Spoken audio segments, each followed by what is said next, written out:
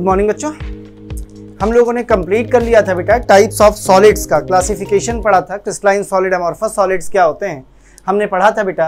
आयनिक solids कौन से होते हैं, कोवेलेंट सॉलिड कौन से होते हैं, मेटेलिक सॉलिड कौन से होते हैं, मॉलिक्यूलर सॉलिड कौन से होते हैं।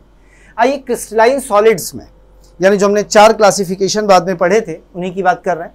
क्रिस्टलाइन सॉलिड्स में कुछ छोटे छोटे से टर्म्स होते हैं जिन्हें बार बार इस्तेमाल किया जाता है। मैं उन टर्म से आपको मिलाना चाहता हूं। सबसे पहले एक वर्ड यूज होता है lattice point. What is the lattice point? तो कहता है क्या, सुनिएगा कि किसी भी क्रिस्टल में, यानी कोई भी एक सॉलिड अरेंजमेंट ले लीजिए, उसमें किसी भी कंस्टिट्यूएंट पार्टिकल की जो पोजीशन होती है, चाहे वो कुछ भी पोजीशन हो, वो पोजीशन कहलाती है उसका लैटिस पॉइंट। क्या कहलाती है बेटा? Lattice point. मतलब यह है कि मुझे लैटिस पॉइंट को डिफाइन करना हो तो मैं ऐसे डिफाइन करूंगा कि it is nothing, it is simply, it is the position of any constituent particle. कोई भी कंस्टिट्यूएंट पार्टिकल हो, any constituent particle in A crystalline solid. याद रखिए ये पोजीशन फिक्स होती है किसमें? क्रिस्टलाइन सॉलिड में। एमॉर्फस में फिक्स नहीं होती थी। इन अ क्रिस्टलाइन सॉलिड, तो इसे हम बोल देते हैं क्या? Lattice point. जैसे फॉर एग्जांपल यदि मैं क्रिस्टलाइन सॉलिड ड्रा करूं तो ऐसे तो ड्रॉ करते थे कि देखिए कि वेल डिफाइंड अरेंजमेंट में ऐसे करके हम पार्टिकल्स को रख देते हैं। कहीं पर भी रख दीजिए, एक टाइप के पार्टिकल यहां रखे, मान लीजिए हमने दूसरे टाइप के एक पार्टिकल और ले लिए और उन्हें हमने यहां कहीं सेट कर दिया, इनके बीच में ऐसे करके। तो दोनों ही यदि आपके ये कंस्टिट्यूएंट पार्टिकल्स हैं तो जिस पोजीशन पर ये मौजूद है कंस्टिट्यूएंट पार्टिकल, यही लैटिस पॉइंट है। जिस पोजीशन पर ये मौजूद है यही इसका लैटिस पॉइंट कहलाता है। यानी किसी भी सॉलिड के अंदर जो कंस्टिट्यूएंट पार्टिकल्स की पोजीशंस होती हैं उन्हीं पोजीशंस को अपन नाम दे देते हैं लैटिस पॉइंट्स। क्या मेरी बात समझ में आई है बेटा?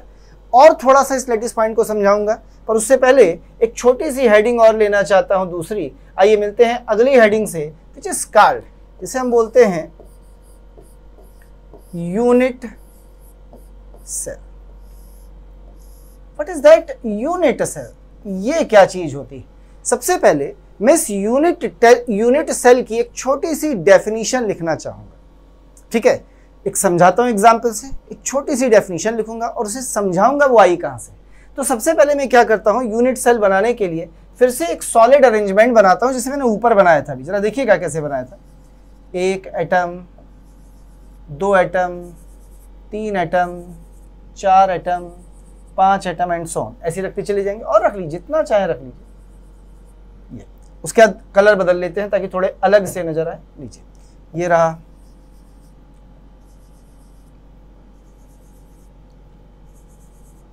एक रेगुलर रिपीटेड अरेंजमेंट। पहले एक लेयर किसकी हुई? येलो की, फिर एक किसकी हुई? ये रेड सा कलर है, फिर से एक येलो की लेयर बनाते हैं। देखिए कितना वेल डिफाइंड अरेंजमेंट नजर आएगा। वेल डिफाइंड क्यों नजर आएगा? क्योंकि अपन बना क्या रहे हैं? अपन बना रहे हैं बेटा क्रिस्टलाइन। और इसी पिंक से के नीचे देख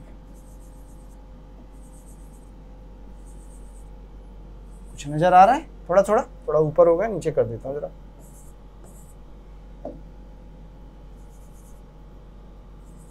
देख लीजिए, कहीं कोई डाउट सा लग रहा? तो आसान सा काम था। लीजिए और बना ले, एक लेयर बना ले, जितनी चाहो बनाओ। ये तो भैया वेल डिफाइंड पैटर्न में अरेंजमेंट है, ऐसी बार बार रिपीट होगा। तो एक्चुअली पहली चीज, ये आपको गुलाबी रंग के और पीले रंग के क्या नजर आ रहे हैं पता है?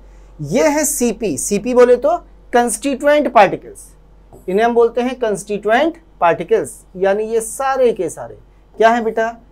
सीपी। सीपी बोले तो कंस्टिट्यूएंट पार्टिकल्स। ये वाला भी और ये जो रखे हैं बेटा, ये वाले भी, they are also said to be. इनको भी अपन क्या बोल रहे हैं?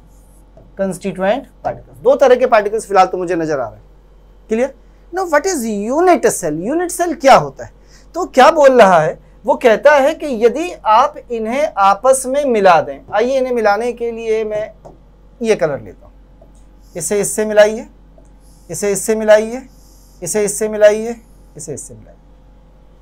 मिलाया आपने, फिर देखिएगा मैं नीचे वालों को मिला रहा हूँ, आगे और मिला के दिखा दूंगा। अब नीचे वालों को मिला रहा हूँ, ठीक है ना। इससे इसे मिलाइए, इससे इसे मिलाइए, इससे इसे मिलाइए, इससे इसे मिलाइए, मिला दिया। फिर देखना, इसको इससे मिलाइए, इसको इससे मिलाइए, इसको इससे मिलाइए, इसको इससे मिलाइए। ध्यान से देखिए, आपको एक क्यूब जैसा नजर आ रहा होगा, नजर आ रहा है। और ऐसा क्यूब है जहां पे यहां आपको नजर आ रही है रखी हुई येलो कलर की बॉल्स, थोड़ी बड़ी बड़ी दिखा देता हूं, और यहां आपको नजर आ रही हैं, देखिए ये बॉल्स। क्या क्यूब एक विजुलाइज हुआ? तो एक छोटी सी यूनिट निकल के आई है ये, ठीक है। और इसको आगे बढ़ा लेते हैं, आइए, क्या दिक्कत है, थोड़ा कलर चेंज करके बढ़ाते हैं, ग्रीन से बढ़ाता हूं। देखिए, इसे इससे मिलाया, इसे इससे मिलाया, इसे इससे मिलाया, ठीक है। 4 येलो मिलाया। फिर से देखना, इसे इससे मिलाया, इसे इससे मिलाया, इसे इससे मिलाया, इसे इससे मिलाया, इसे इससे मिलाया। ध्यान से देखिए, एक क्यूब और नजर आ रहा होगा आपको। ऐसा लग रहा होगा कि एक क्यूब के बगल में दूसरा क्यूब रखा है, कुछ ऐसे देखिएगा, जैसे ये एक क्यूब है और आपने इसके पड़ोस में ऐसे करके एक क्यूब और रख दिया। देखिए ऐसे लग रहे हैं ना, 2 क्यूब्स, 2 अलग अलग टाइप के क्यूब्स बने। इसी तरह से बेटा और आगे मिला के देख लेते, कलर बदलते हैं, बस कोई बढ़िया सा कलर लें, ये ले लेते, थोड़ा अलग सा दिखेगा, वाइट सा। इसको इससे मिलाया, इसको इससे मिलाया, इसको इससे मिलाया। फिर देखना, इसको इससे मिलाया, इसको इससे मिलाया, इसको इससे मिलाया, ऐसे मिलाया, ऐसे मिलाया। 3 क्यूब नजर आ गए। इसका मतलब यह है कि जब मैं सॉलिड को बनाऊंगा इन कंस्टिट्यूएंट पार्टिकल्स को मिला के, तो ऐसे ढेर सारे क्यूब्स बन गए होंगे। तो इसकी एक सबसे छोटी सी जो यूनिट आ रही है, वो यूनिट क्या आ रही है बेटा? क्यूब आ रही है।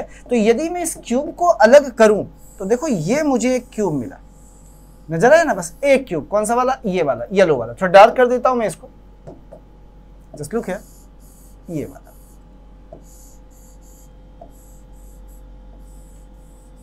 लुक,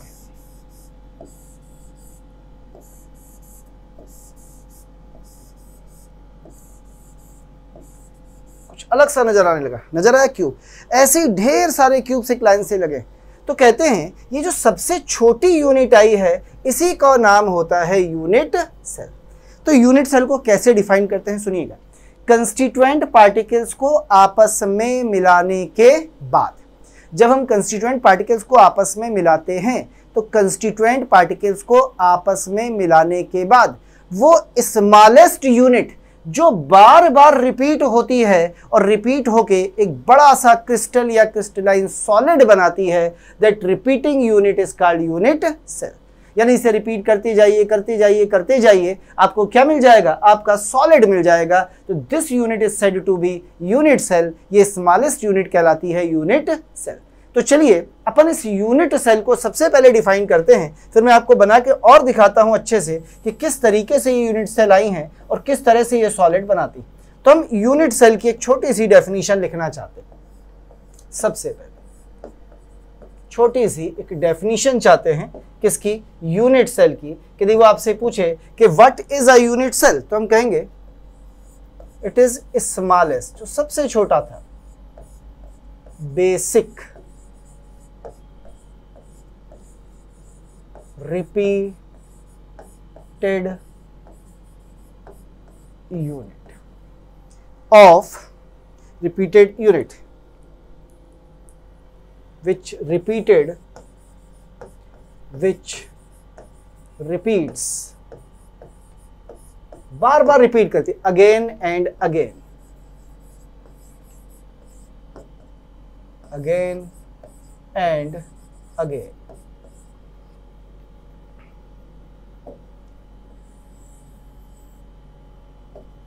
Again and again, चलो again, to give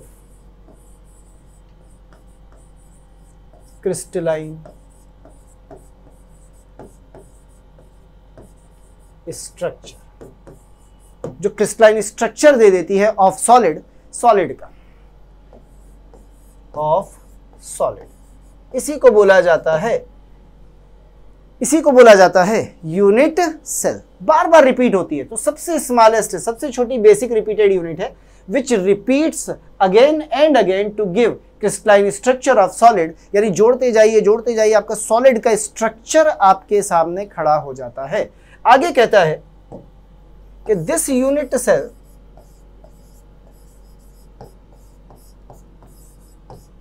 must have same shape, पर साइज छोटा है क्योंकि स्मॉलेस्ट यूनिट है, same shape and properties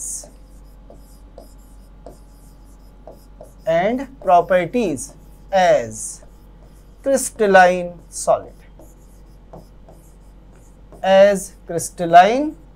solid, आइए समझाता हूं इसको कि it must have same shape. मैंने गलती से शेप तो लिखा, सेम लिखना भूल गया, कोई बात नहीं, अभी लिख देता। Have same shape, have same shape and properties, यानी शेप भी same, properties same as crystalline solid. इसका मतलब यह है यदि हमारा क्रिस्टलाइन सॉलिड क्यूब है तो यूनिट सेल भी क्यूबिकल होना चाहिए। कुछ समझिएगा मेरी बात को, मैं एक एग्जांपल से दिखाता हूं, ध्यान से इसे देखिए कि एक छोटा सा क्यूब दिख रहा है बेटा आपको, छोटा सा क्यूब दिख रहा है ना। मैंने इस क्यूब को खूब सारी बार रिपीट किया, देखिएगा खूब सारी बार रिपीट किया, और इस क्यूब को रिपीट करने के बाद ऐसा एक सॉलिड बना। इसमें ढेर सारे ऐसे ही क्यूब हैं, छोटे छोटे, येलो है देख, ऐसा छोटा सा येलो, ऐसे खूब सारे क्यूब हैं, ये जुड़ गए हैं आपस में और क्या बन गया है, ऐसे क्यूब बन गया। नजर आ रहा है ना बेटा, ये देखिए ध्यान से, तो ये छोटे छोटे हैं बहुत सारे क्यूब्स, इनको मिला के क्या बनाया गया है, क्यूब बनाया गया। अच्छा, इसे क्यूब क्यों कहते हैं, क्या आप जानते हैं? Why it is said to be a cube? इसे हम क्यूब ही क्यों कहते हैं, कुछ और नाम इसको क्यों नहीं दिया जाता? यदि हमसे ये पूछा जाए तो क्या आप बता सकते हैं why it is said to be cube? तो देख मैं तुझे एक चीज सिखाता हूं छोटी सी, ध्यान से सुनना।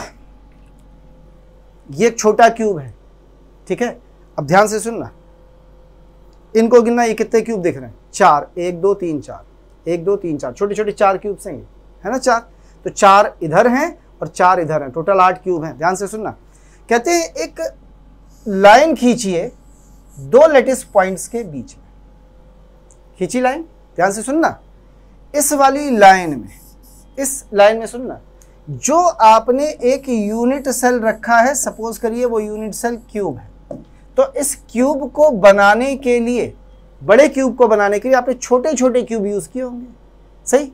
तो एक लाइन में यदि आप 2 क्यूब्स रखें छोटे वाले, या हो सकता है आप 3 क्यूब्स रखें, या हो सकता है आप 4 क्यूब्स रखें, तो इनके क्यूब कर दीजिए, यानी 2 का क्यूब 8, 3 का क्यूब 27, 4 का क्यूब 64।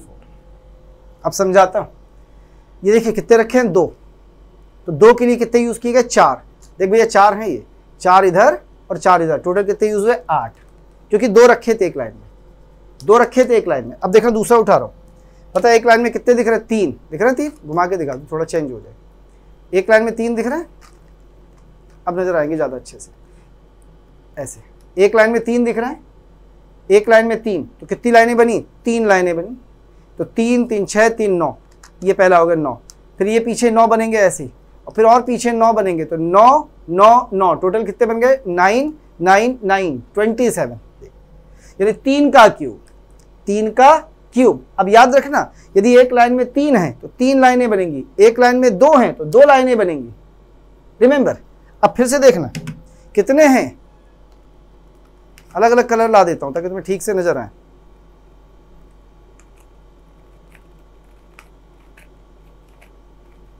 देखना 4 अलग अलग कलर हैं, 1 2 3, ऐसे देख, 1 2 3 4, तो 4 ही लाइनें बनेंगी, देखना 1 2 3 4, तो इसमें कितने हुए, 1 2 3 4 और 4 8, 4 12, 4 16, और 16 की ऐसी कितनी लाइनें हैं, देखना कितने प्लेन है, पहला, ये रहा दूसरा, फिर ये रहा पहला दूसरा, अब देख रहा तीसरा पीछे बना रहा हूं, ये रहे तीसरे और चौथे, देख 4 हैं, 1 2 3 4, और एक में कितने, 4 4 8 4 12 4 16, 16 इंटू 4 64, इसलिए इसे क्यूब कहते हैं।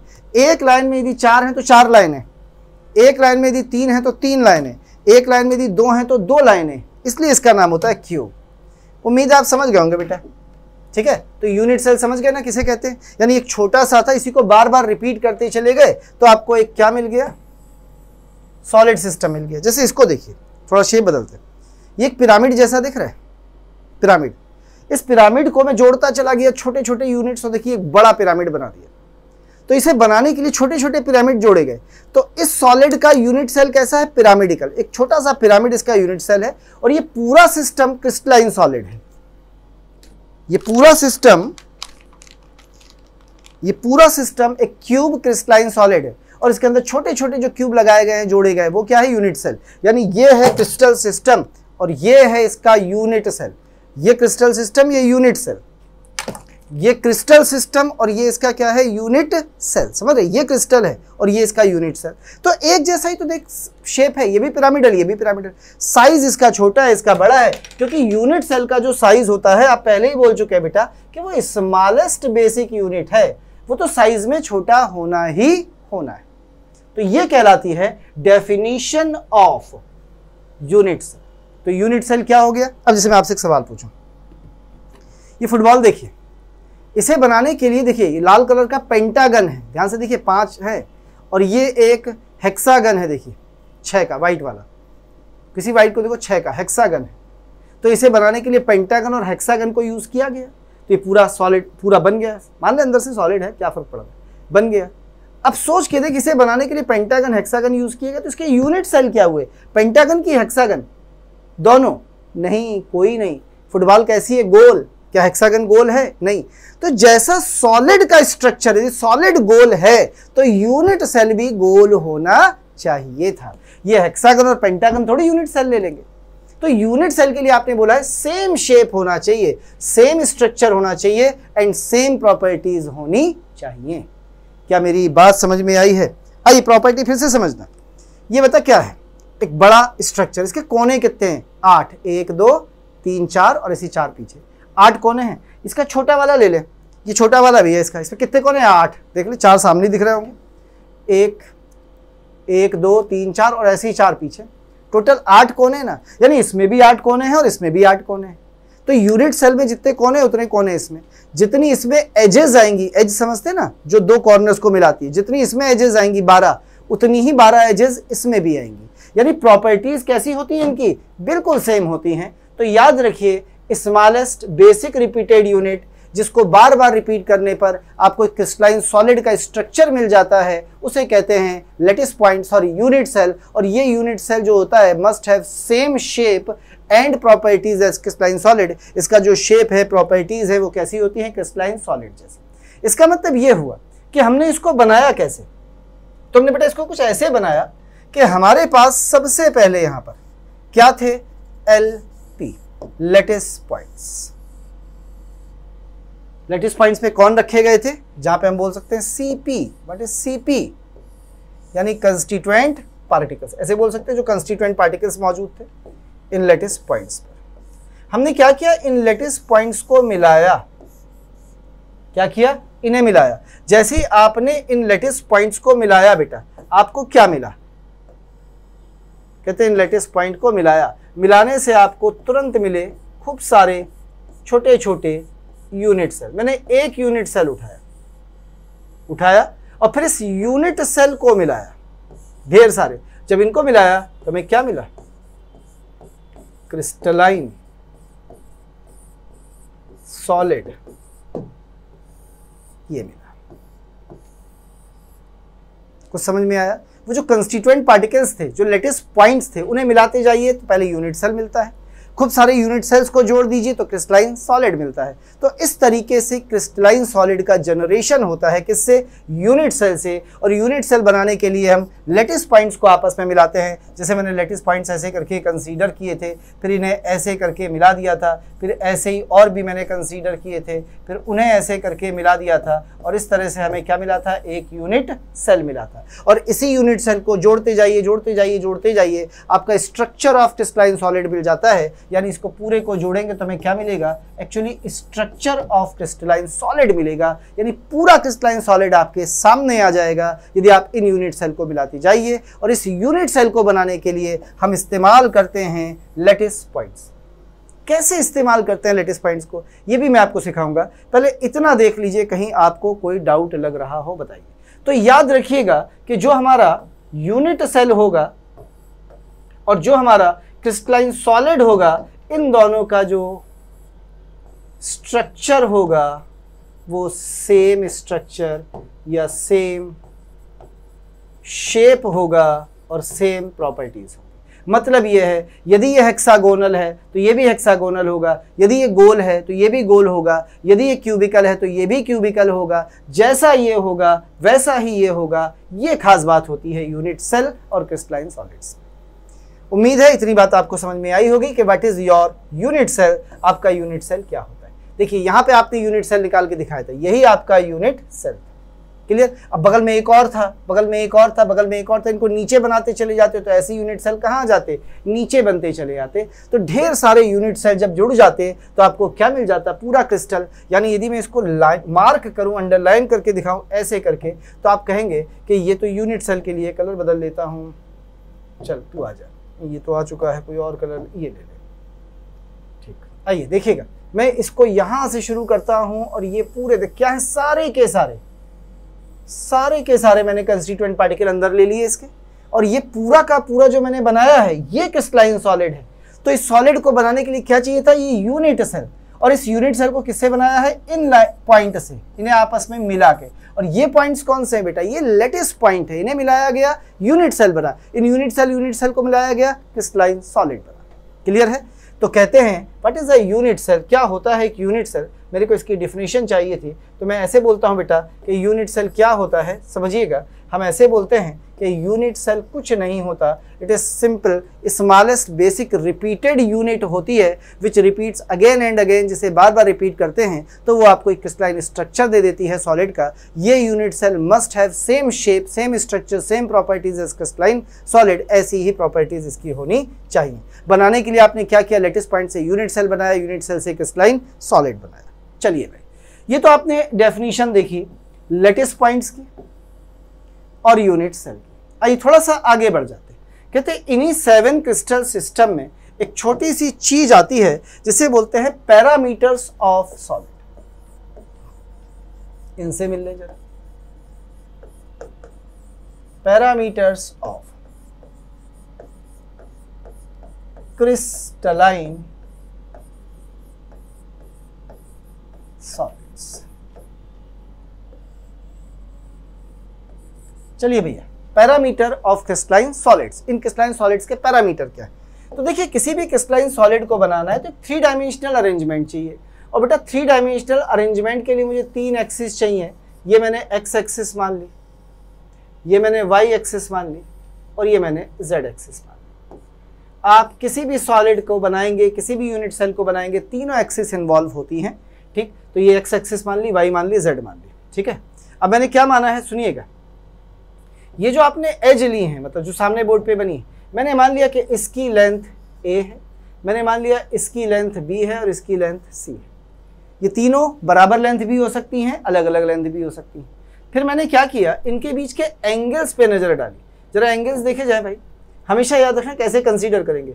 ए के सामने वाला एंगल हमेशा अल्फा होगा, बी के सामने वाला एंगल हमेशा बीटा होगा, और सी के सामने वाला एंगल हमेशा गामा होगा। यानी 2 चीजें हैं यहाँ पर, A B C, alpha beta gamma. ये जो ए बी सी हैं, ये किसी सॉलिड की क्या कहलाती हैं, E D G E H length कहलाती है। ठीक, और ये जो अल्फा बीटा गामा है, ये क्या कहलाते हैं, इन्हें बोलते हैं inter facial angles of solid. इन्हें इंटरफेशियल एंगल्स बोला जाता है। यानी एज लेंथ कौन सी है बेटा, जिन्हें आपने ए बी सी बोला। एज लेंथ कौन सी है बेटा, जिन्हें आपने ए बी सी बोला। और ये इंटरफेशियल एंगल्स कौन से हैं बेटा, जिन्हें आपने अल्फा बीटा गामा बोला। ये इंटरफेशियल एंगल है, ये आपकी एज है। क्या इतना बात आपको समझ में आया है जो बोर्ड पर लिखा है? कहते सर ये एज क्या है और इंटरफेशियल एंगल क्या है, हम इसे समझना चाहते हैं। तो एक सॉलिड को इमेजिन करिए। आइए एक सॉलिड बनाते हैं और इनको समझने की जरा कोशिश करते हैं। जैसे सपोज करिए आपने क्या किया था, ऐसे करके एक सॉलिड बनाया था, ठीक है। तो आपने क्या किया, इस वाले लेटिस पॉइंट को इस वाले पॉइंट से मिलाया, ये तो किया था। इसको इससे मिलाया, इसको इससे मिलाया, इसको इससे मिलाया, पहला काम किया। फिर आपने और कंसीडर किए थे साथ में, याद करिए कैसे, ऐसे करके। फिर आपने इसको इससे मिलाया, इसको इससे मिलाया, इसको इससे मिलाया, इसको इससे मिलाया। तो ये एजेस हैं, इसे क्या बोलना है, एज, EDG, यही आपकी एज है, ठीक। ये आपके कॉर्नर्स हैं। अब ध्यान से सुनना, जब मैं इसे इससे इसे इससे इसे इससे और इसे इससे मिलाऊंगा तो क्यूब बन गया। अब ये क्यूब में फेस दिखाता हूं मैं आपको, क्या दिखाना जरूर बेटा, पूरा का पूरा फेस। देखना, एक ये पीछे वाला फेस दिखा रहा हूं, येलो कलर वाला,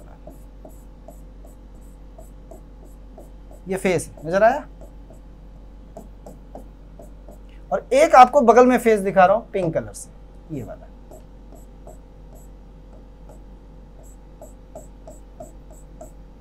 नजर आया, ये रहा, ठीक। अब यदि आप इसमें एक्सिस तलाशना चाहें तो आइए मैं आपको एक्सिस तलाश के दे देता हूं ताकि आपका काम आसान हो जाए। ध्यान से देखना, ये एक्सिस है, ये 3 है, ऐसे नजर आ गई ना, तीनों एक्सिस इस कह रहा हूं। और ये 2 फेस हैं, एक ये एक ये, तो यहाँ 2 एंगल्स हैं। देखना, इस फेस और इस फेस के बीच का एंगल यही तो है, ये है एंगल, ये फेस के बीच एंगल है। और ये इस फेस में जो 2 कॉर्नर्स को मिला रही है ना, ये ऐसे करके, ये क्या है, ये एज है। समझ गया बेटा, एज क्या है और फेस क्या है, फिर से समझना। ये सॉलिड है, ध्यान से देखना क्यूब, इन 2 लेटिस पॉइंट को मिलाने के लिए जो आपको एक लकड़ी जैसी दिख रही होगी यहाँ पे, ये एज है। ये मिले होते हैं, अलग अलग नहीं होते, दिख रहे हैं, तो ये एज है, सही है। और एक फेस ये हो गया और एक फेस मेरे हाथ से ये हो गया। तो ये 2 फेस के बीच का जो एंगल है, अभी इसको गिरा दूं मैं, हटा दूं, तो इनके बीच एक एंगल दिख रहा है दोनों हाथों के बीच, ये एंगल कहलाता है अल्फा बीटा इंटरफेशियल एंगल। तो ये आपकी एज है और ये 2 फेस के बीच का एंगल। तो हम कह सकते हैं कि 2 लाइंस के बीच का एंगल हो सकता है। एक ही बात है बेटा, 2 लाइंस के बीच का हो, 2 फेस के बीच का हो, क्या फर्क पड़ता है। तो ये आपके एंगल्स थे और ऊपर आपकी एज लेंथ थी। उम्मीद है आपको ये बात समझ में आ गई होगी कि एज लेंथ क्या थी जो मैंने आपको दिखाई और इंटरफेशियल एंगल्स क्या थे। क्लियर। अब हम क्या करते हैं, इन एज लेंथ और इंटरफेशियल एंगल्स के साथ थोड़ा सा खेलना चाहते हैं। देखिए जरा हम इनके साथ कैसे खेलते हैं। तो सबसे पहले अपन बात कर लेते हैं एज लेंथ की। थोड़ी देर के लिए मैं छोड़ देता हूं इन इंटरफेशियल एंगल्स, थोड़ी देर बाद इनकी बात करूंगा। मैं बात कर लेता हूं एज लेंथ की। तो एज लेंथ क्या कहती हैं जरा सुनिएगा। ये हमसे कहती है, पहली बात, हो सकता है A बराबर B बराबर C हो, यानी तीनों एज लेंथ कैसी हो, सेम। यानी हम बोलेंगे A for all equal, A for all equal, सारी इक्वल हैं, A for all equal A। हो सकता है कोई भी बराबर ना हो, तो हम बोलेंगे N, N for none equal, कोई इक्वल नहीं है, तो N फॉर नन इक्वल। या हो सकता है बेटा कि कोई 2 डिफरेंट हो, मतलब A और B डिफरेंट हो पर B और C सेम हो, तो हम इसे बोल देते हैं O। O मतलब अदर केस, यानी ऊपर 2 के अलावा, अदर केस। तो ये बात किसकी हुई है बेटा, ये बात हुई है अभी इनकी, जिन्हें हमने क्या नाम दिया है, एजेस। बिल्कुल इसी तरह से आइए अपन बात कर लेते हैं एजेस के बाद किसकी, इंटरफेशियल एंगल्स की। फिर से लिख लेता हूं, इंटरफेशियल एंगल्स इनकी। लीजिए इंटरफेशियल एंगल को समझिए, एक अल्फा बराबर बीटा बराबर गामा, पहली पॉसिबिलिटी। दूसरा, अल्फा बराबर beta is not equals to gamma. Light चली गई भाई, कोई बात नहीं, अक्सर चली जाती है यहाँ पे लाइट। चलिए लाइट आती है तो I will continue the video. चलिए बेटा, हम लोग पढ़ रहे थे तो लाइट चली गई थी, अब लाइट आई है लगभग 17-18 घंटे के बाद। आगे बढ़ाते हैं। तो हम लोगों ने कल ये पढ़ा था बेटा कि पैरामीटर्स क्या होते थे। तो मैंने आपको एज लेंथ के बारे में बताया था पैरामीटर्स में, और एक चीज बता रहा था इंटरफेशियल एंगल। तो आइए जरा अब इंटरफेशियल एंगल्स की बात कर लीजिए। Interfacial facial angles. देखिए इंटरफेशियल एंगल हमारे पास क्या है, अल्फा है, बीटा है और गामा है। तो पहला केस कह रहा है कि when alpha beta gamma all are same, ये सारे के सारे कैसे हैं, सेम हैं, यानी हम कहेंगे कि तीनों के तीनों एंगल्स कैसे हैं, सेम। दूसरे पर आ जाओ भैया, सपोज करिए कि अल्फा बराबर तो बीटा है पर बीटा बराबर गामा नहीं है, या हम कहें अल्फा बराबर बीटा नहीं है पर बीटा बराबर गामा है, नहीं कोई भी टू एंगल्स आर सेम। तीसरे पर आ जाइए बेटा, अल्फा बराबर बीटा बराबर गामा, कह रहा है कोई भी एंगल बराबर नहीं है, तो मैं कहूंगा जीरो एंगल्स आर इक्वल, कोई बराबर नहीं, एक भी बराबर नहीं तो जीरो लिख दिया। तो हमारे पास इधर कुछ वर्ड्स आए थे ए एन ओ और इधर कुछ वैल्यूज आई हैं 3, 2 एंड 0। क्या इतनी बात समझ में आई है बेटा? तो ये इंटरफेशियल एंगल्स की संभावनाएं हैं, ये एज लेंथ की संभावनाएं हैं। कहते हैं इन पॉसिबिलिटीज से, यानी जो पॉसिबिलिटीज हैं कि ए बराबर बी बराबर सी या अल्फा बराबर बीटा बराबर गामा, इन पॉसिबिलिटीज से हम 7 तरह के यूनिट सेल्स बना सकते हैं। और बेटा 7 तरह के यूनिट सेल बना लेंगे तो वही यूनिट सेल मिलके क्रिस्टल सिस्टम बना लेंगे, यानी हम 7 तरह के क्रिस्टल सिस्टम्स बना सकते हैं, जिन्हें कहा जाता है 7 crystal systems by changing the unit cell by the help of parameters. और एज लेंथ पैरामीटर्स है आपके बेटा और इंटरफेशियल एंगल पैरामीटर्स हैं। कहते हैं इनके बिहाफ पर हम एक चीज पढ़ते हैं जिसे कहते हैं 7 क्रिस्टल सिस्टम्स। तो अपन पढ़ने जा रहे हैं अगली हेडिंग जिसका नाम है बेटा 7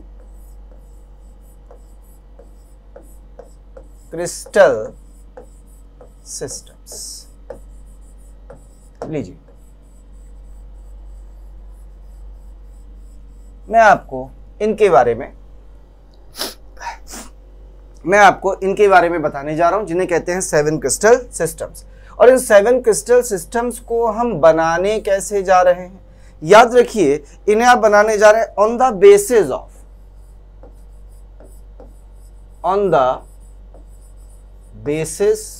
आप बेस क्या मान रहे हैं? आप एक ले रहे हैं एज लेंथ एंड दूसरा ले रहे हैं इंटरफेशियल एंगल्स, या बॉन्ड एंगल्स भी कह सकते हैं, इंटरफेशियल एंगल्स। कहते हैं on the basis of edge length and interfacial angles total 7 type of unit cells are possible as। चलिए पहले तो ये समझिए कि मैंने बोला क्या है। मैंने बोला है कि एज लेंथ में चेंज किए जाएं, इंटरफेशियल एंगल में चेंज किए जाएं, तो 7 डिफरेंट तरह के यूनिट सेल्स को हम बना सकते हैं। और उन 7 यूनिट सेल को रिपीट करते चले जाइए तो 7 ही तरह के क्रिस्टलाइन सॉलिड्स बनेंगे, जिन्हें बोलते हैं 7 क्रिस्टल सिस्टम्स। अब सवाल है कि हम उन्हें कैसे चेंज करते हैं और ये 7 क्रिस्टल सिस्टम्स हैं क्या? याद रखिएगा ए का मतलब क्या था, एन का मतलब क्या था, ओ का मतलब क्या था, सब याद है ना बेटा? मैं उसे यूज करने जा रहा हूं। चलिए शुरू करते हैं। और हमारे 7 क्रिस्टल सिस्टम्स शुरू होते हैं अब। केमिस्ट्री में हम इसे ऐसे पढ़ते हैं CHM यानी केमिस्ट्री, OR यानी ऑर्गेनिक, 2 बार T यानी टनाटन। तो ऐसे पढ़ते हैं बेटा, केमिस्ट्री ऑर्गेनिक टनाटन, यानी हमारी ऑर्गेनिक केमिस्ट्री बिल्कुल टनाटन है। टनाटन यानी मस्त है, बेहतरीन है, बढ़िया है, उसे बोलते हैं टनाटन। जहां C का मतलब होता है, जहां बेटा C का मतलब होता है क्यूबिक, H का मतलब होता है हेक्सागोनल, M का मतलब होता है मोनो क्लिनिक, O का मतलब होता है ऑर्थो रोहाम्बिक, कुछ लोग इसे केवल रोहाम्बिक भी कहते हैं, कुछ लोग केवल रोहाम्बिक भी कहते हैं, इसे कहते हैं रोहाम्बो।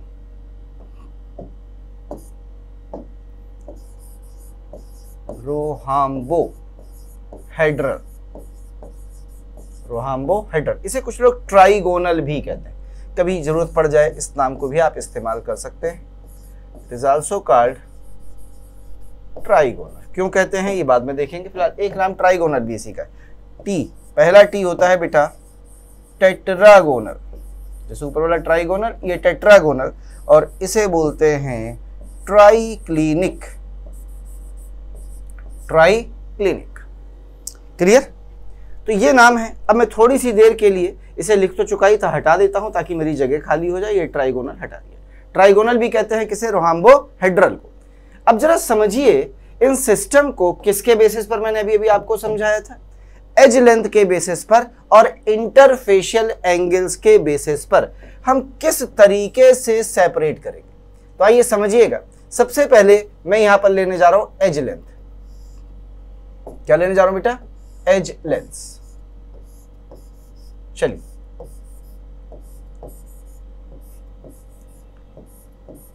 एज लेंथ में तीन पॉसिबिलिटीज थी, A N O. All sides are equal, all edges are equal, कोई भी बराबर नहीं, नन इक्वल। ओ यानी अदर केस, जब कोई दो सेम एक डिफरेंट। याद है ना? तो अपन इसे गाना बनाते हैं। देखिएगा, बड़ा प्यारा सा सुंदर सा गाना है। ऐसे किसी टनाटन को बुलाते हैं, मतलब किसी को बुलाना है, गर्लफ्रेंड है या कोई भी है, किसी को बुलाना है, तो किसी को बुलाने के लिए क्या कहते हैं? गाने की मतलब थोड़ा सुर में बुलाते हैं। आओ ना, मतलब किसी से बोला आओ ना, तो लड़की है पहली बार तो मनाही कर देगी ना, कहेगी ना। तो हमने बुलाया, कैसे बुलाया उसे देखना, हमने बुलाया आओ ना, ऐसे बुलाया ना, तो उसने मना कर दिया। क्या बोली? ना, मना कर दिया भाई। फिर से सुनना, आओ ना ना। अब हम दोबारा ट्राई करेंगे। अरे एक बार नहीं आई, कोशिश तो कर लेते, दोबारा हम फिर बोलेंगे आओ ना। एक बार फिर सही, आओ ना। खत्म हो गया भाई, यही सिस्टम है। आओ ना ना, आओ ना, आओ ना ना, आओ ना। खत्म हो गया। यानी क्यूबिक में all sides are equal. What is the mean of A? A का मतलब क्या था? ए का सिंपल सा मतलब तो यही था ना बेटा, कि ए का मतलब था ए बराबर बी बराबर C. What is other case? A बराबर B but not equals to C. यही तो था ना। What is an? एन का मतलब था A is not equals to B is not equals to C. यही तो मतलब थे। तो चलिए, समझ में तो आ ही गया होगा ए का मतलब क्या है, एन के मतलब क्या है, क्योंकि इन्हें तो ऑलरेडी पहले ही हम लिख चुके थे। अब दूसरे नंबर पर आ जा भैया। दूसरे नंबर पर हमारे पास जो चीज थी वो थे एंगल्स, इंटरफेशियल एंगल। अब देखिएगा इंटरफेशियल एंगल्स को, इंटरफेशियल एंगल्स। आइए इनसे मिलते हैं। एक छोटी सी डिजिट है और याद करना बड़ा आसान है, रनिंग से डिजिट है 322, 333। क्या बोला? 322, 333। याद करना भी बड़ा आसान होता है ना ऐसी डिजिट। 322, 333। अच्छा, एक जीरो भी था तो लास्ट में जीरो रख दिया। ओ का मतलब अदर केस नहीं है, जीरो है, नंबर है 322, 333 जीरो। यानी तीनों एंगल बराबर, अल्फा बराबर बीटा बराबर गामा, दो एंगल बराबर, दो एंगल बराबर, कोई भी एंगल बराबर नहीं। अब एक छोटी सी समस्या आ गई यहां पे, जो आपको भी दिख नहीं रही है पर मैं दिखाता हूं। यहां पर देखिए A3 है और यहां पर भी देखिए A3। इन्हें डिस्टिंग्विश कैसे करेंगे? तो इनको डिस्टिंग्विश करने का तरीका समझ ले भाई। इसे ऐसे डिस्टिंग्विश करते हैं कि अल्फा बराबर बीटा बराबर गामा, तीनों यहां भी सेम है, और अल्फा बराबर बीटा बराबर गामा, तीनों यहां भी सेम है। पर ये तीनों एंगल होते हैं 90 डिग्री के, और इनमें कोई भी एंगल 90 डिग्री का नहीं होता। मतलब यह है जब हम क्यूब बनाते हैं बेटा, तो एंगल कितने के होते हैं? 90 डिग्री के। जैसे ये क्यूब है मेरे पास, देखिए, तो इसमें जो एंगल होगा इसके और इसके बीच का, या इसके और इसके बीच का, ये एंगल बेटा, ये जो दिख रहा है यहाँ पे, ये कितने का होगा? 90 डिग्री का। देख लीजिए ध्यान से, इसके और इसके बीच का एंगल जो है वो 90 का होगा। लेकिन जब ये एंगल 90 के नहीं होंगे तो बन जाएगा ट्राइगोनल या रोहाम्बोहेड्रल, और जब ये 90 के होंगे तो बन जाएगा क्यूबिक। अब क्यूबिक को ये बोला जाता है कि क्यूबिक के लिए कि ये वाला जो सिस्टम होता है ना, कौन सा वाला, क्यूबिक वाला, it is said to be most symmetrical system. ये सबसे सिमेट्रिकल क्रिस्टलाइन सिस्टम है, ध्यान से देखिए। और इसको ध्यान से देखिए, ना तो यहाँ कोई साइड इक्वल है ना कोई एंगल इक्वल है, तो इसे बोला जाता है मोस्ट अनसिमेट्रिकल सिस्टम। लीजिए, ये रहे आपके 7 crystal systems. 7 crystal systems, chemistry organic टनाटन, आओ ना ना आओ ना, 322, 333, 0, सब याद हो गया। कोई भी क्वेश्चन पूछा जाएगा हम खटाक से आंसर दे देंगे। देख लीजिए, बिल्कुल आसान सा है। कहीं कोई डाउट लग रहा हो बताइए, कोई भी डाउट, कोई बात आपको ना समझ में आ रही हो। दिन एक माचिस रखी थी, पता नहीं कहाँ चली गई, नहीं मैं आपको ज्योमेट्री सिखाता। चलिए थोड़ी देर में क्वेश्चंस कराऊंगा, इसी में आगे बढ़ते हैं। अब इनके एग्जाम्पल्स भी एनसीईआरटी में दिए हैं। अब एग्जाम्पल तो रटने पड़ते हैं, क्यूबिक का क्या है, हेक्सागोनल का क्या है, मोनोक्लिनिक का क्या है। पर भाई हम पढ़ रहे हैं गलती से के सिंह से, और बेटा के सिंह से पढ़ रहा हो तो याद करना तो मुश्किल नहीं होना चाहिए, है ना। ट्रिक बनाते हैं, देखिए एक बेहतरीन ट्रिक, हिंदुस्तान में बल्कि वर्ल्ड में आज तक किसी ने नहीं बनाई, मैंने बनाई, एग्जाम्पल पर भी ट्रिक। देखिए बॉस, बड़ी मेहनत लगी, 3 दिन लगे मुझे बनाने में इस ट्रिक को, तो थोड़ी सी अप्रिशिएट जरूर करिएगा ट्रिक को। आपको यदि अच्छी ना लगे तो भी अप्रिशिएट करिएगा, क्योंकि मैंने कम से कम कोशिश की और इतने ढंग से बनाने की कोशिश की कि आपको लर्न करने में बिल्कुल दिक्कत ना हो। अब देखता हूं कि आप इसे कितना लर्न कर पाते हैं, ये आपको देखना है, ठीक है ना। है आसान, बड़ी सिंपल सी, बस थोड़ा मैच कराना है, ठीक है। तो शुरू करते हैं भाई ट्रिक, किसके लिए, एग्जाम्पल्स के लिए। Trick for examples. बड़ा मुश्किल काम होता है भाई हर चीज पे ट्रिक बनाना, पर जब तक के सर केमिस्ट्री पढ़ा रहे हैं तब तक तो ट्रिक मिलती रहेंगी। यही तो है केमिस्ट्री ऑर्गेनिक टनाटन। तो अपने को इसके एग्जाम्पल चाहिए, अपने को इसके एग्जाम्पल चाहिए, अपने को इसके एग्जाम्पल चाहिए, अपने को इसके एग्जाम्पल चाहिए, इसके चाहिए, इसके चाहिए और इसके चाहिए। उम्मीद है नाम सबके याद ही हैं, कोई नाम भूले तो होंगे नहीं। Cubic, hexagonal, monoclinic, orthorhombic, rhombohedral, tetragonal and triclinic. आइए अपने को चाहिए इनके एग्जाम्पल्स के तरीके, कि इनके एग्जाम्पल के ट्रिक्स क्या हैं। तो आइए शुरू करते हैं। चलिए सबसे पहले यह है गोल्ड, किसका है, क्यूबिक सिस्टम। पहले एग्जाम्पल लिख लो, ट्रिक भी बताऊंगा। यह है सोडियम क्लोराइड, किसका एग्जाम्पल है, क्यूबिक सिस्टम का। यह है जिंक सल्फाइड, किसका एग्जाम्पल है भाई, क्यूबिक सिस्टम का। ये जितने भी बेटा मैंने बोर्ड पर लिखे हैं, ये सारे के सारे एग्जाम्पल्स किसके हैं, क्यूबिक सिस्टम के। और कौन होता है, और कॉपर होता है, पोटेशियम होता है, ठीक। अब देखिए इसको आप कैसे पढ़ेंगे, मुझे थोड़ी हिंदी लिखने में प्रॉब्लम होती है, आई एम ट्राइंग। कहते हैं गोल्डी, क्या बोला मैंने, गोल्डी, GOLDI, गोल्डी किसी का नाम है, होते हैं ना गोल्डी, बहुत से लोगों का नाम। और गोल्डी क्या हाल है, तो गोल्डी किसी का नाम है, तो गोल्डी से क्या आया, गोल्ड, गोल्डी से क्या आया, गोल्ड। गोल्डी ने कल, गोल्डी ने कल, गोल्डी ने, हिंदी लिख रहा हूं आपके लिए, गोल्डी ने कल, कल। अब ध्यान से देखो, लिखा है नेकल, NaCl, नेकल यानी सोडियम क्लोराइड। तो गोल्डी यानी गोल्ड, नेकल, नेकल यानी सोडियम क्लोराइड। जान से कहा, जान होती है ना अपनी अपनी, जान, जान कैसे लिखते हैं, जहाज वाला जा, हाँ देख लेना भाई थोड़ा सा, जान से, देख भाई बनाते हैं जान से, तो जान से यानी जिंक सल्फाइड, जान से। क्यों कहा, क्यों का मतलब क्यों, क्यों कैसे लिखूं भाई, मैं इसको ऐसे लिख देता हूं, क्यों, ठीक है, सी यू को क्यों, कहा, कहा, फिर से कहा, हिंदी इंग्लिश मिला देते हैं। तो गोल्डी ने कल जान से क्यों कहा, क्या कहा, क्या कहा, इसके लिए हम आएंगे हेक्सागोनल पे। कहते क्या कहा, इसके लिए हम आएंगे हेक्सागोनल। उसने कहा जानू, जानू, कलर बदल लूंगा भाई, पहले एग्जाम्पल चाहिए तो किससे लिख रहा था, इस, कहा जानू जिंक ऑक्साइड, नेक्स्ट ग्रेफाइट, अभी रूल भी लिखता हूं, graphite, magnesium, cadmium sulphide. Minimum 2 example चाहिए, मैंने तो 4 लिख दिए। तो चलिए फिर से अपने कलर को बदल लेते हैं, अब की लाल कर देते हैं। तो गोल्डी ने कल जान से क्यों कहा कि जानू, जानू, जानू,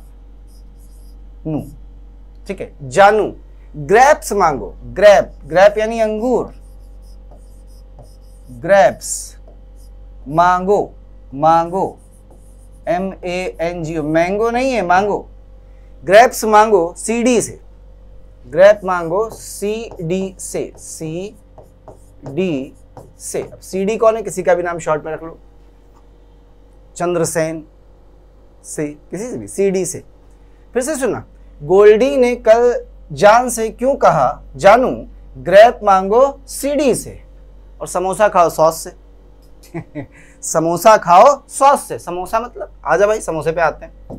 समोसा SM यानी sulphur monoclinic, and sodium sulphate Na2SO4 .10H2।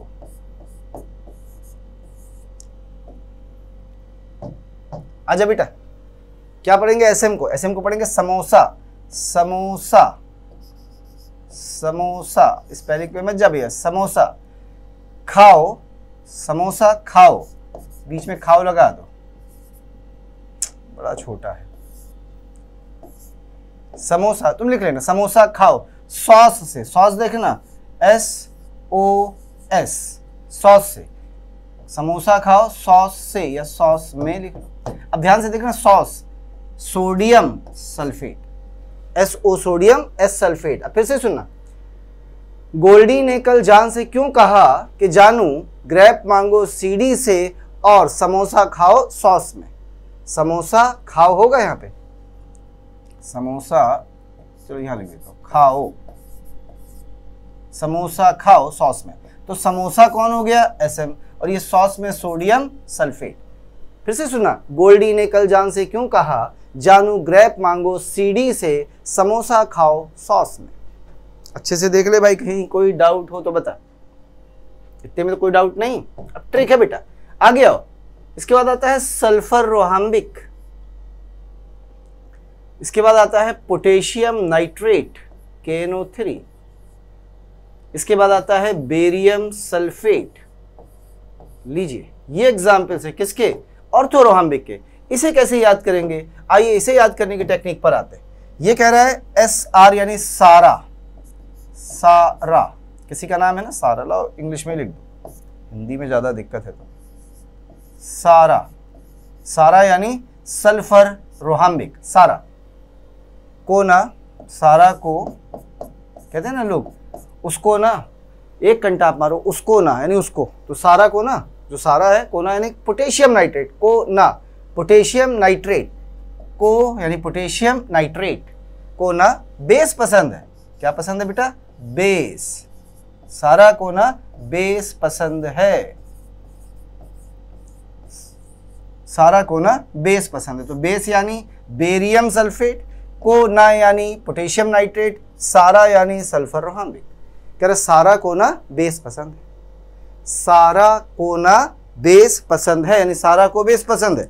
ऐसे ही काली सी बिंदु को, बिंदु है एक, ऐसे ही काली सी बिंदु को हक्स पसंद है, ऐसे ही काली सी बिंदु को। अब देखना, ऐसे ही यानी आर्सेनिक, काली सी यानी calcite, calcite, what is calcite जानते हैं किसे कहते हैं, कैल्शियम कार्बोनेट।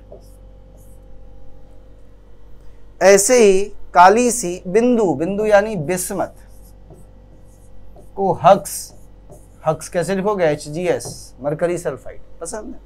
तो अपन इसको क्या बोलेंगे, फिर से इसको भी लिखते हैं भाई, ऐसे ही, ऐसे, अरे वैसे ही लिख दे, अंग्रेजी आसान है, ऐसे ही, ऐसे यानी आर्सेनिक, ऐसे ही काली सी, काली सी यहां लिख देता हूं नीचे, काली समझते हैं ना, काली सी, काली सी यानी थोड़ी रंग दबा होगा, काली सी बिंदु को, बिंदु को हक्स पसंद है। हक्स तो लिखा ही है, हक्स आप ऐसे लिख सकते हैं, हक्स को HUGS जैसे आप लिखते हैं, को हक्स पसंद है, हक्स पसंद है। चल भाई अब आएंगे टेट्रागोनल पर, एक बार पूरा पढ़ लेते हैं फिर से। गोल्डी ने कल जान से क्यों कहा कि जानू ग्रेप मांगो सीढ़ी से और समोसा खाओ सॉस से। एक लाइन हो गई, यानी 3 तो हमारे एक साथ आ गए। फिर हमने इन 2 को लिया OR वाले, तो हमने ऐसे पढ़ा बेटा, समोसा खाओ सॉस से क्या, हमने ऐसे पढ़ा, सारा को ना बेस पसंद है, ऐसे ही मतलब आर्सेनिक, ऐसे ही काली सी मतलब कैल्साइट, बिंदु को, बिंदु यानी बिस्मथ को हक्स पसंद है, हक्स गले लगना, हक्स HGS हक्स पसंद है।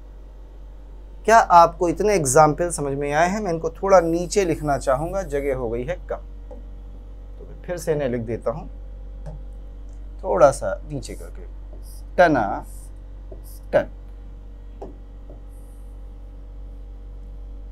अभी सारा आपके सामने ले आऊंगा, टना टन। तो पहले आ जाते हैं पहले टी पे। पहला टी है टेट्रागोनल। कौन सा बेटा? टेट्रागोनल। टेट्रागोनल में पहला आता है SnO2, tin stone, tin oxide, ढेर सारे नाम होते हैं इसके, नाम सुना होगा SnO2। एक होता है रूटाइल या titanium oxide, it is TiO2।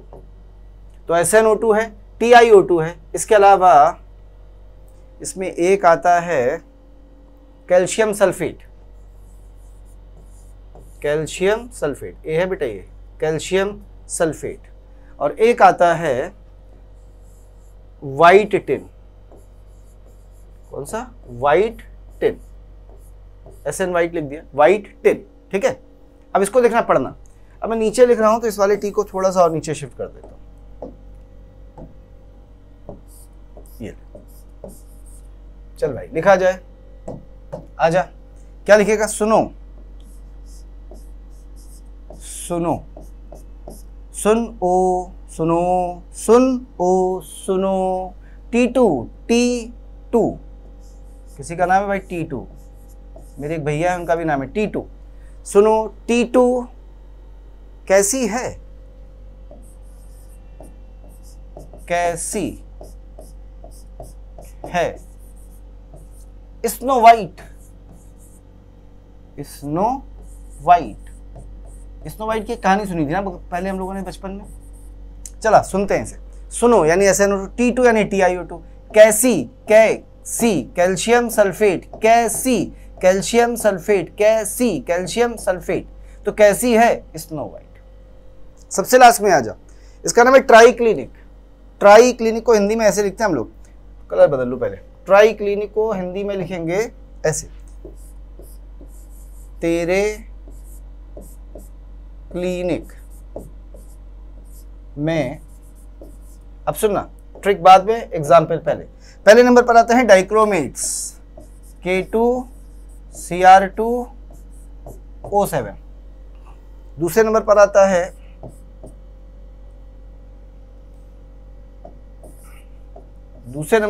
है कॉपर सल्फेट, जनरली किस फॉर्म में पाया जाता है? Hydrated, 5S2।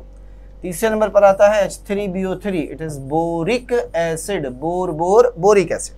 लीजिए अब जरा ट्रिक पे नजर डालिए, ट्रिक क्या है, क्या कह रहा है सुनिएगा।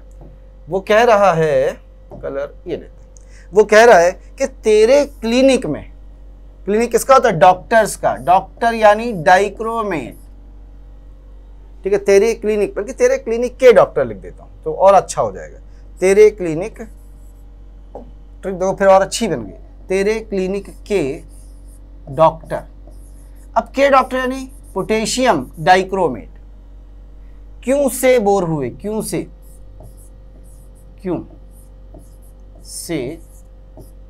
बोर हुए, बोर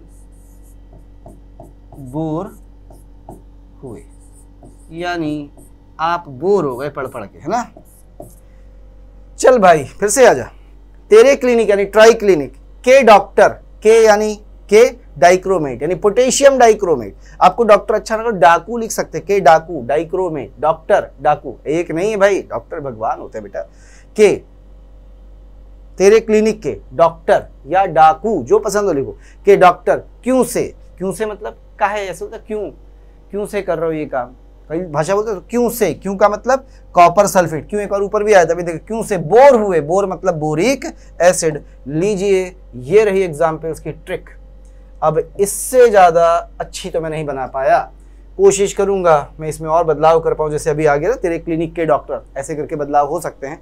फिर भी मैंने अपनी तरफ से बेटा बहुत कोशिश की तो मैंने ये बेस्ट बनाया है, ठीक है। यूट्यूब पे आ ही गया है, कुछ दिन में लोग पढ़ाने लगेंगे, पर ये पक्का है तारीख याद रखिए, साल याद रखिए, महीना याद रखिए, आज तक किसी ने ये ट्रिक या इस पर ट्रिक नहीं बनाई थी, पहली बार इस पर ट्रिक बनाई है। तो इतना तो बनता है भाई कि लाइक आप इसको जरूर दें, डिसलाइक तो 2-1 आप लोग कर ही देते। तो ट्रिक एग्जाम्पल्स की मैंने आपको सिखाई, फिर से सुन ले बेटा।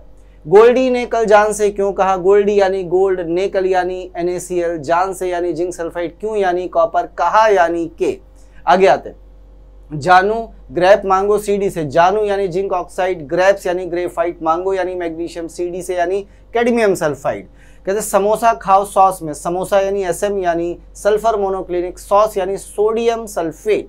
सारा कोना बेस पसंद है, सारा यानी रोहाम्बिक सल्फर, कोना यानी पोटेशियम नाइट्रेट, बेस यानी बेरियम सल्फेट, बाकी पसंद है तो ऐसे ही का मतलब आर्सेनिक। काली सी मतलब कैल्साइट, कैल्शियम कार्बोनेट, काली सी। बिंदु यानी बिस्मत, हक्स पसंद है, गले लगना पसंद है। टेट्रागोनल पे आइए, सुनो T2 कैसी है स्नो वाइट, सुनो T2 कैसी है स्नो वाइट। तेरे क्लिनिक के डॉक्टर क्यों से बोर हुए, ये ट्रिक है एग्जाम्पल्स की। NCERT खोलिए, ये सब एग्जाम्पल्स आपको मिल जाएंगे।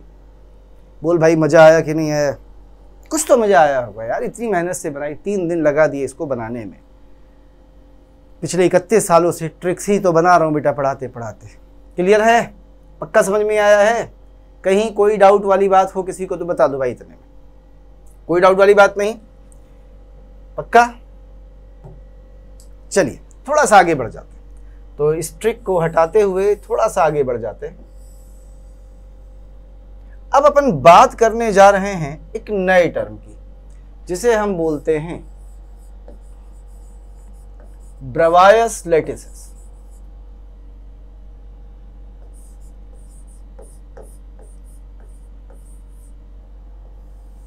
What is ब्रावायस लेटिसेस?